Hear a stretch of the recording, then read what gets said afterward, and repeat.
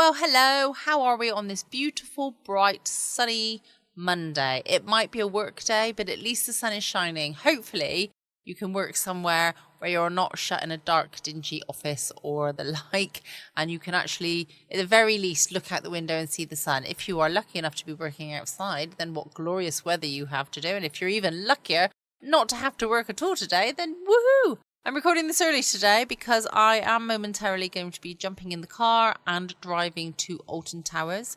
It's my birthday today, if you've missed me saying that over the last week or so. 26 again, I wish. Although somebody did actually say to me that I could pass for 32, which is nice. So I should take that. So I should be telling everybody I'm 32 for the rest of the day, I think. Not that my age should come up in question, but anyway. So yeah, off to Alton Towers in a bit, and we'll be enjoying the parks tomorrow. I'm hoping the queues aren't going to be bad. It's not school holidays or anything like that, and I'm led to believe that secondary schools have got exams this week, and A-levels are happening as well, so fingers crossed all the kids will be busy doing schoolwork or exams and will be empty of children at the theme parks, which would be really nice because I don't like queuing. No, definitely not. What have we got tonight? So tonight is Sam Spade. This episode is called The Quarter Eagle Caper, and it was first broadcast on the 28th of November, 1948. Enjoy. The Adventures of Sam Spade, Detective.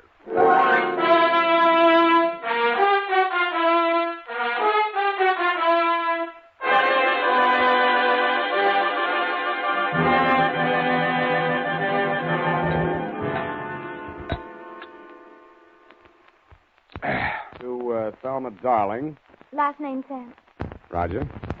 Thelma Roger. Darling. I only asked, Sam. Let's get on with it. Yes, Sam, I'm sorry. From Samuel Spade, license number 1375596. Subject? Subject, the Quarter Eagle Caper. Dear Thelma Darling. Sam. Yes, F? Isn't that redundant? Again? The salutation, Sam. Shouldn't it be Dear Thelma or Thelma Darling, but not both? Now, get this, F. It's real deep. Her name is Thelma Darling. I have that, dear. Thelma Roger. Darling, it's a name. Her father was a darling before her. Oh, really, Sam? Can't you take a joke? On the egg type, you should paste a label, grade AA, fresh. Dear Thelma Darling. I'm stubborn. Not all of this will be news to you. The part that is will be bad news. The start of it was not a quarter eagle, but a bald eagle. He swooped in through the door of my office, landed in front of my desk, perched on the edge of a chair, and said... My name is Eagle, Mr. Spade. Junius J. Eagle. My card. Eagle Vending Machine Company. Huh? They call me the Gumball King. I'm proud of it. Care to join me in a ball, sir? Not while I'm on duty. That's very good. Our new avocado flavor. Yes, I've kept the Bay Area chewing for 20 years. And I will not be swerved from my purpose. Bully. I intend to fight them tooth and nail. Hammer and tongs. To the last ditch. Bravo. But I'll need help. That's why I've come to you. My competitors, Mr. Spade, are leaving no stone unturned in their contemptible campaign to drive me out of business. Now they've resorted to outright sabotage. In short, they have hired hoodlums to destroy my gumball machines.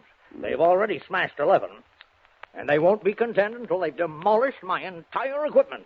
Sounds like a police case to me, Mr. Eagle. No, I've been to the police. No, they don't understand my problem. Gave me a lot of double talk about juvenile delinquents. Ha, my foot. Cutthroat competition. You're sure of that? Well, what would you think? If theft were their motive, they most certainly would steal the pennies from the machines, but what do they take? My gumballs. And why did they do that? I'll buy it. Oh, well, by all means. Oh, here, try this. It's our bestseller in Chinatown. We call it Subgum. Better not. I have to drive later. Now, I had the foresight to buy up a 3-year supply of chewing gum at non-inflation prices. So I see. Well, you can see with what thoroughness they encompass my ruination. They are not only smashing my machines, they're making off with my gum. And you want me to try and stop them? No, I do not. No. I want you to catch them in the act and find out who is paying them. Well, okay, Mr. Eagle. I'll see what I can do. Good. Now, in this envelope is a list of my machines and their exact locations, together with a check for your retainer. Thank you, Mr. Eagle. I'll keep in touch with you. Oh, Mr. Eagle, I meant to ask you, how many of these gum machines do you operate here in town? 300. Mm-hmm. And guard them well. 300? 300 nuts. 300 nuts, Sam? No, 300 gums. Gumball machines. Sam, Hmm? Sam, isn't it wonderful you took this job? I mean, because of my penny card. Hmm? I'm sorry if I wasn't listening. My penny card, Sam. My new one, that is. I've already completed my Lincoln series, and now I'm collecting Indian heads. Scalps? No, Sam, pennies. Mm. You see, this is the card. And these little slots you see right there, that's where you put the pennies. And they're classified according to the date and the mint where they're manufactured. Now, you see, Sam, see where the little S is on these?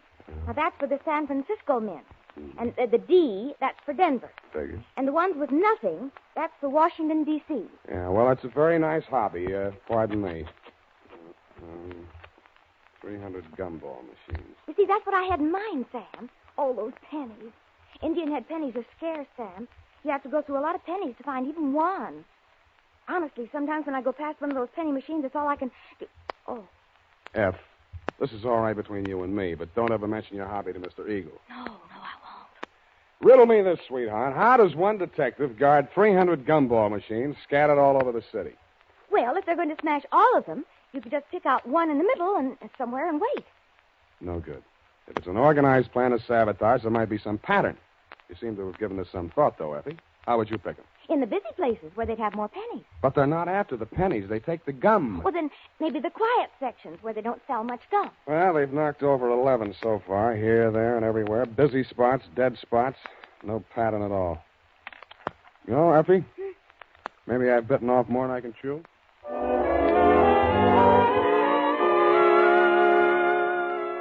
I wasn't sold on Mr. Eagle's theory that the caper was organized sabotage, but I decided to test it out anyway.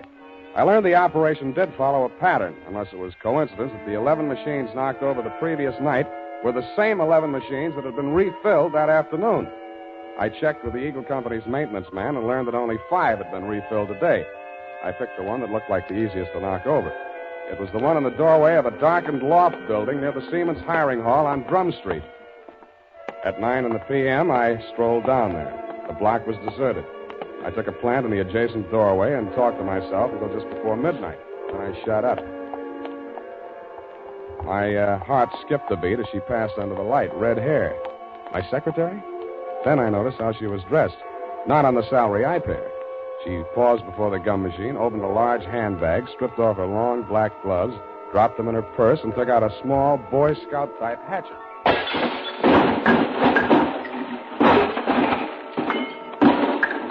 She went at it with the enthusiasm of Carrie Nation busting up a saloon. I edged around the doorway as she bent over the mess of pennies and gumballs at her feet. When she reached out her hand, I took one more step, and that was all. She was up on her feet, facing me, and I saw that hatchet sailing through the air straight at me. Hey!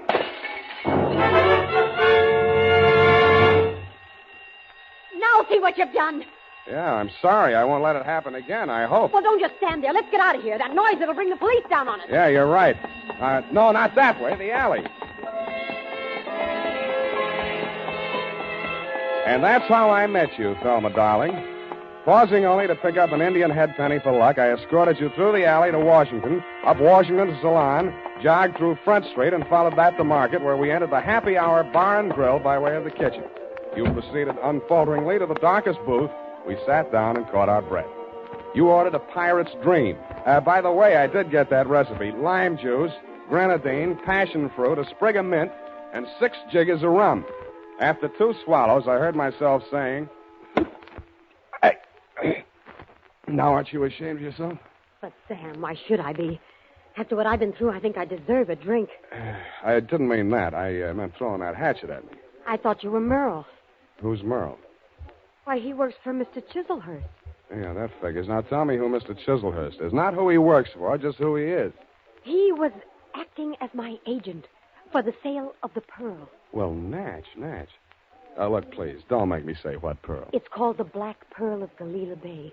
My brother brought it back from the South Pacific when he was in the war. Oh, yes. When he went to prison, he gave it to me to keep for him. Uh-huh. So you decided to sell it? I had no choice.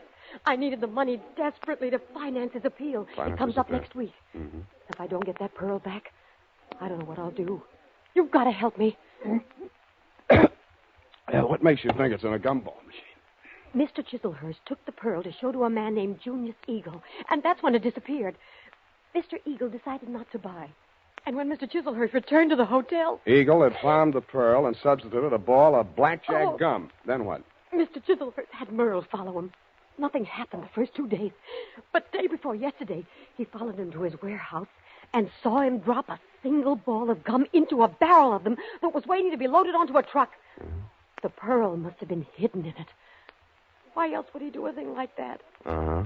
He would put a valuable pearl in a machine where anybody could buy it for a penny. I suppose it'd be safe for a few days. I don't know how these machines work. Well, now you know why I had to break those machines. No. You don't believe me? Mm-mm. Well, what are you going to do? Check the psycho wards and find out which one you escaped from.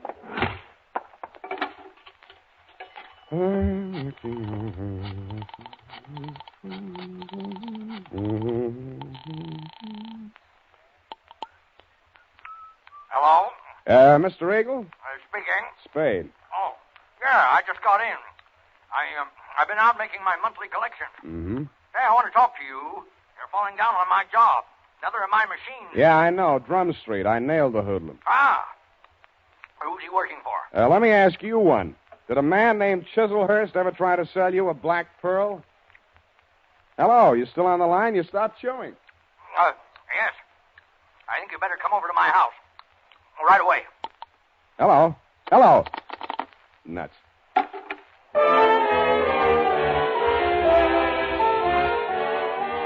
When I came out of the phone booth, I wasn't surprised to find that you had flown the coop, darling, if I may call you by your last name. But I was surprised at what I found at my client's house.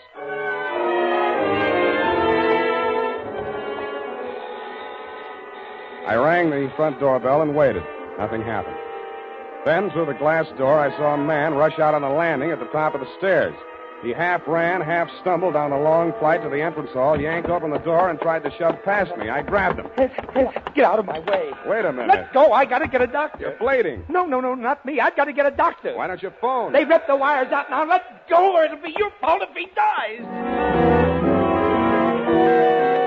I memorized his mug, lifted his wallet as we unclinched, and let him go.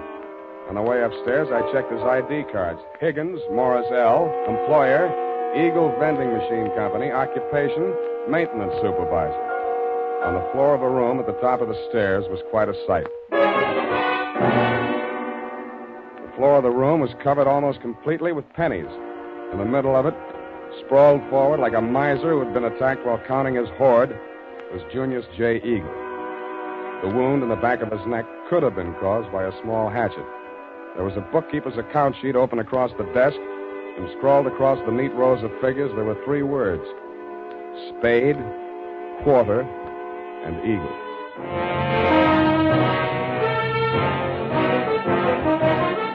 The United States Armed Forces Radio Service is presenting the weekly adventure of Dashiell Hammett's famous private detective, Sam Spade.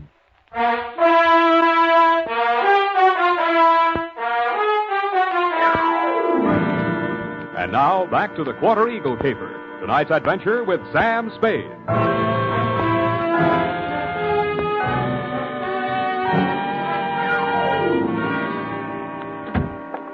That you, Higgins? Yeah. Save yourself the trip upstairs. There's nothing you can do for him. Oh, dead, huh? Yeah. Well, I guess he won't need that doctor I called. We can use one anyway. Did you tell the doc Eagle had been stabbed? Yeah, sure I did. Yeah, well, that means the law will come with him or ahead of him. But I don't get it.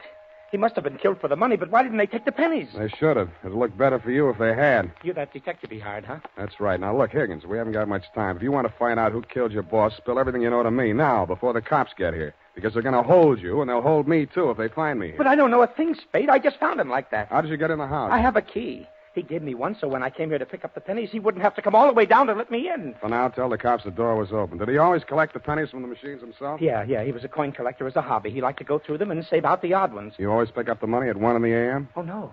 No, he called me tonight a little past midnight, and he asked me to come right over. Hey, look, you got to believe that. I do. He said the same thing to me. What do you know about a man named Chislehurst?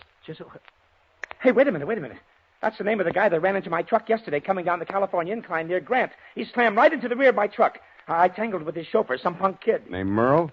Yes, that's what they called him. And there was a dame in the car, too, a redhead. Any report on the accident? No, the cop took it down on the beat there. There wasn't no damage. Sounds like we haven't got much more time here. Oh.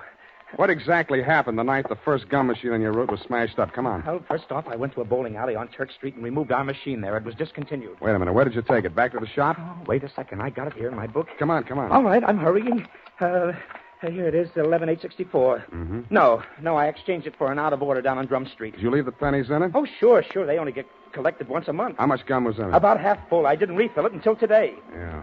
What's your system on the refill operation? Well, I carry about 4 extra machines in the truck. When I go to fill a machine, I take one of the extras already filled out of the truck and trade for the empty. Yeah. Then I fill the empty one in the truck, and that saves me from carrying the bag around. Now, is there anything else I can tell you? Yeah. Huh? Does Quarter Eagle mean anything to you? No. Okay, now where's the back door?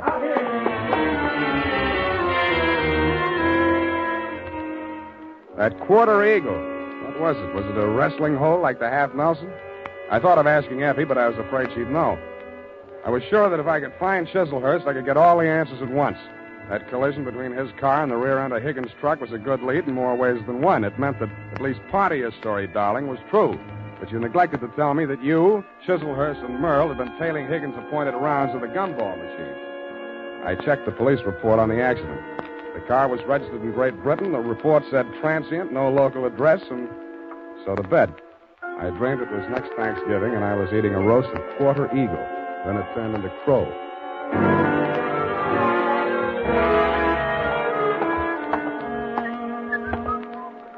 Good morning, sir.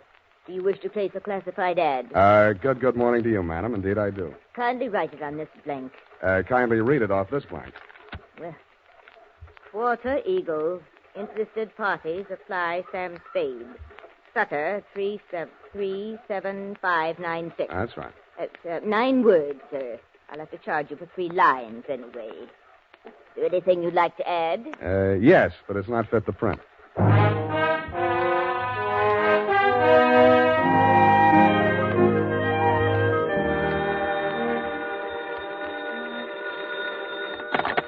Barney's Beanery. Mr. Spade? Yeah. You got it for sale, the Quarter Eagle? Who's speaking? I am speaking. Sergei Zacharias. Zacharias. You are numismatist? No, this is Mr. Spade himself. Look, I'd like to talk to you personally. Where can I reach you? Oh, I am by my shop, 2 doors from Belvedere Coffee Shop on O'Farrell Street. Okay, Mr. Zacharias, I'll be right over.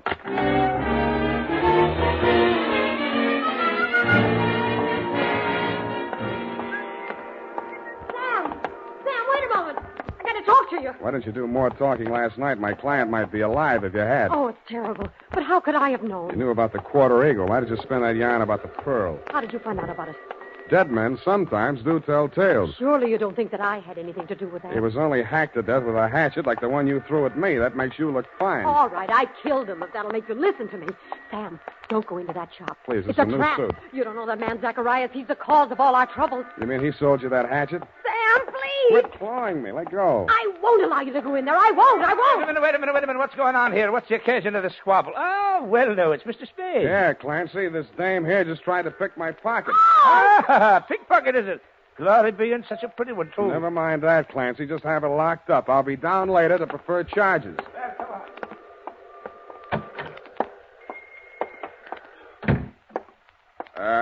Hello? Anybody home? Okay, Shums. Just keep on walking. Straight through the back room. One move and I rip you wide open. Yeah, you better not, Merle. Your boss might not like that. Smart guy. Knows everybody's name. Ah, my dear sir. A most propitious meeting. You've brought the Quarter Eagle? Where's Zacharias? He's resting at the moment in yonder closet. Oh, no, not dead. Merely under restraint. Bound and gagged. A necessary precaution. Well, shall we talk turkey, or rather, eagle? Tell your punk to take that knife out of my ribs. Who's a punk? Now, Merle. There's been quite enough violence. Check. I think I'll take that knife. Leave it there. Now sit down. Merle. Oh, headstrong boy. Now, as to the Quarter Eagle. I'm willing to pay a reasonable reward for its recovery. But first I must tell you that Miss Darling, for whom I'm acting as agent for the sale of the coin, is indeed the legal owner, despite anything Mr. Zacharias may have told you to the contrary. What would you say to $500? I would say no dice. 1,000? I would say I'm still listening.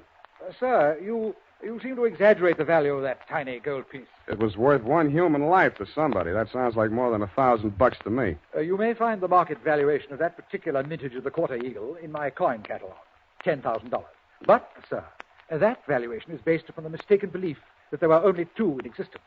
It was while rummaging in her grandmother's attic that Miss Darling came upon a third. When she brought it to me, I could scarcely credit it. It was matter of official record that two specimens had been stamped out when the die broke. And then it came to me. There must have been a third. Namely, the coin which was in that rude stamping press when the die broke. Closer examination of the Quarter Eagle, now in your possession, revealed certain markings. Yeah. Some defective feathers in the war bonnet on the obverse. And a cleavage in the numeral 4 of the date, 1841. Yeah, all right. So how much is it worth? Well, as I say, the price last paid was $10,000. I think we may safely assume it will bring several times that amount in today's market. But only, mind you, if but two specimens, not three, are in existence. So you decided it would be more profitable to clam up about it and see what the owners of the other two coins would pay to keep this one off the market. Precisely, sir. How did it get in that gum machine? Therein lies the tale. Keep it short, will you? I'm getting hungry. Well, sir, I brought the Quarter Eagle to Mr. Zachariah. Yeah. Who was acting as agent for the owner of the other two coins. An Australian sheep herder, I believe. Retired now. Yes, I'm glad. Well, not to put too fine a point on it, Mr. Zacharias' offer was so poor that I took umbrage. Oh, you didn't? I gave him a caning and left the premises. Really? But I'd gone no farther than half a league up Turk Street when I became aware that two ruffians were skulking at my heels. No. Sent, I had no doubt, by Mr. Zacharias to rob me of the Quarter Eagle. Egad, sir. Precisely. Knowing full well that they would not dare to strike in a populous, well-lighted resort, yes. I entered a bowling alley at the corner of Hyde Street. No pun intended. Thank you for that, sir. But there upon the wall, I spied a penny vending machine, and the word Eagle caught my eye. Association of ideas, no doubt. No doubt. But that, sir, is how I came to put the Quarter Eagle into Mr. Eagle's gum machine. Yes, I think I can take it from there. When you went back, the machine had been taken out by the Eagle Company's maintenance man, right? Not quite. I caught him in the very act of removing the machine and followed him out of the building. Yeah, but then you lost track of the machine. I found out why. Never mind that now. What I want to know is who followed Mr. Eagle home the night he was killed. I'd rather not say. Then all bids are off. One moment, Mr. Spade. Yeah? Am I to infer that your price for the Quarter Eagle necessarily includes bringing the murderer to justice? Just that, Mr. Chislehurst. Well, I suppose there's nothing for it but to make the supreme sacrifice. Merle. Me? You double-crossing pig? Now, Merle, you know perfectly well you did away with poor Mr. Eagle. Shut up. I'll cut you to pieces. Gross insubordination. You deliberately exceeded your instructions. I wanted you to apply only sufficient violence to recover the coin. Instead, you seized the opportunity to satisfy your nauseating bloodlust. Really, Merle? Cut you to pieces. I'll cut you to pieces. Spade. All right, Ow! Drop the shiv, Merle. Knife that, you punk. Egad, that was a near thing, sir. The base ingratitude of that boy. Oh, well, what's done is done. When may I expect delivery of the Quarter Eagle?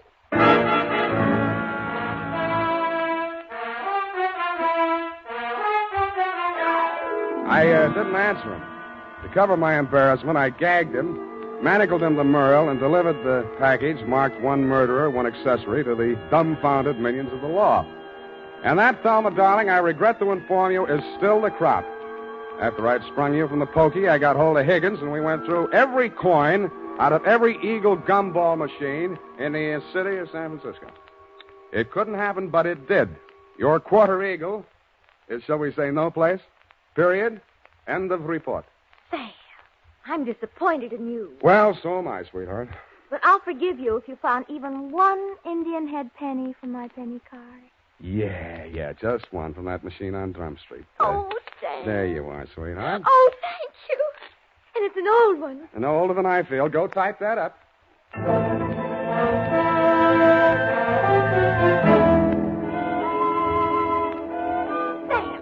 this money, it's counterfeit. Are you sure? It's joke money.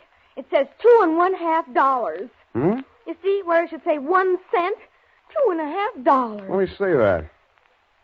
$2.50. If an eagle is a $10 gold piece, what is a $2.50 gold piece? Oh, now, let me see. $5 will be half. Sam. Right? A quarter eagle. Yeah, that's just dirt on it, see? It's gold, really. Oh, look at it shine. Like the stars in your eyes, sweetheart. Oh, you darling. Good night, Sam. Good night, sweetheart.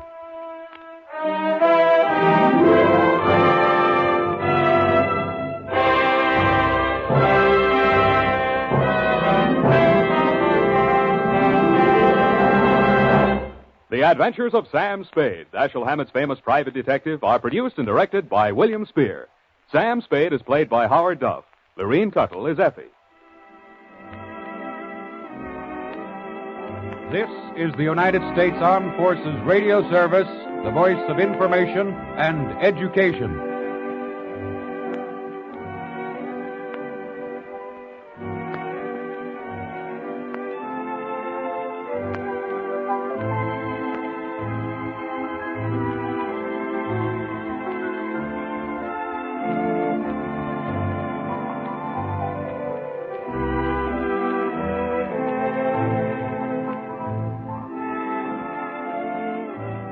Welcome back. I hope you enjoyed the episode of Sam Spade. I'm leaving now, as I said, to go to Alton Towers. I've got to take Lola round to a friend's house who's having her overnight. They've not even met before, but it was kind of a last resort kind of thing because my usual person looking after Lola isn't about. So I've got a friend of mine who's having Lola over tonight. I have pre-warned her that she might be restless. Bless. Don't know that she's going to be happy about being left somewhere she doesn't know. But it'll be worth it for me because I'm going to Alton Towers. So have an enjoyable evening and rest of the day. And I will catch up with you tomorrow, same time, same place, 6 p.m. GMT, with some more fantastic stories. Hancock's Half Hour tomorrow. Don't forget you can check out my podcast page at patreon.com/Foxy Geek Girl. Can't wait to catch up with you then. In the meantime, stay safe. Always be kind. Love you all.